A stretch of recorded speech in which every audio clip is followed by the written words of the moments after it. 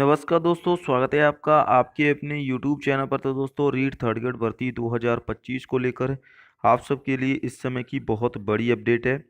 जी हाँ दोस्तों, REET third grade भर्ती की दोस्तों यहाँ पर 33 से ज़्यादा प्रश्नों पर बोनस अंक को लेकर अपडेट है।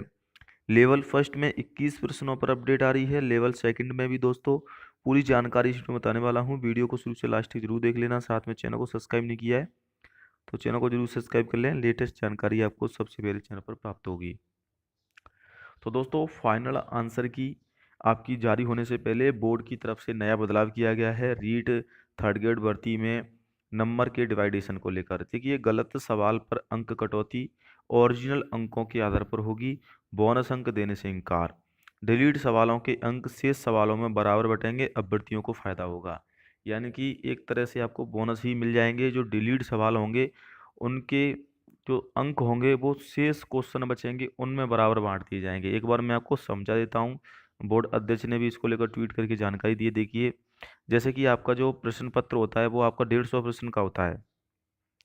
अब मान लीजिए इस 150 प्रश्नों में से दोस्तों आपके 2% डिलीट हो जाते हैं, क्योंकि एक प्रश्न 3 नंबर का रहता है इस प्रकार से आपका।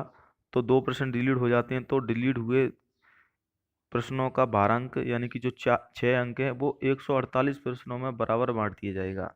तो इस प्रकार से जो हर सही प्रश्न 3 अंकों की बजाय 3.0 अंक का हो जाएगा। यानी कि वही है दोस्तों, जैसे कि मान लीजिए रीट थर्ड ग्रेड भर्ती में 150 क्वेश्चन थे और एक प्रश्न 2 नंबर का था। इस प्रकार से मान लीजिए इसमें 10 क्वेश्चन कट हो जाते हैं तो क्वेश्चन बचेंगे आपके सही क्वेश्चन 140।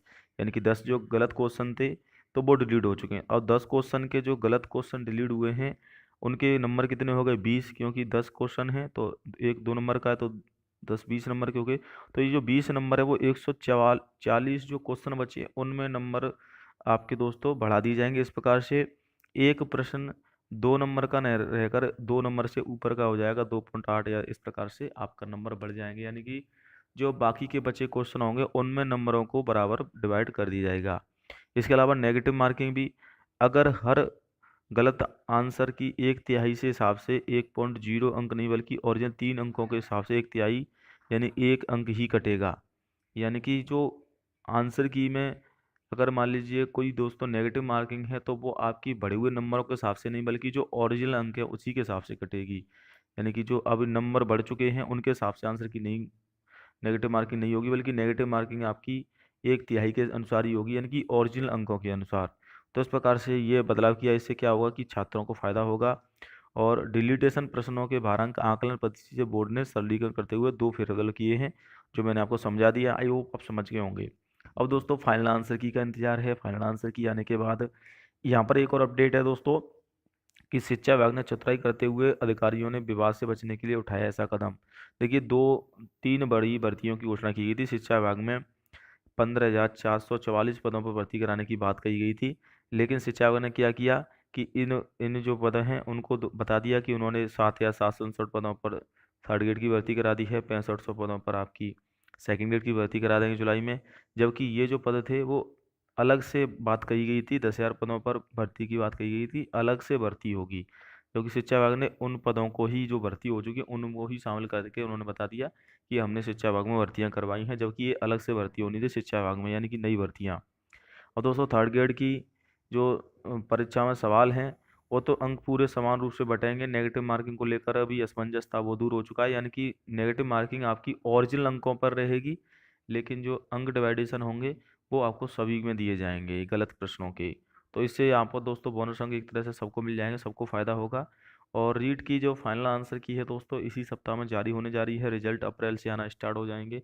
कट ऑफ में काफ़ी ज़्यादा फेरबदल होगा। देखिए, आंसर की आने के बाद जो फाइनल आंसर की आएगी तो काफ़ी सारे प्रश्न डिलीट होंगे, क्योंकि 33 प्रश्न डिलीट हो रहे हैं। 33 प्रश्न का मतलब है 66 अंक मिलेंगे, क्योंकि एक प्रश्न 2 नंबर का है।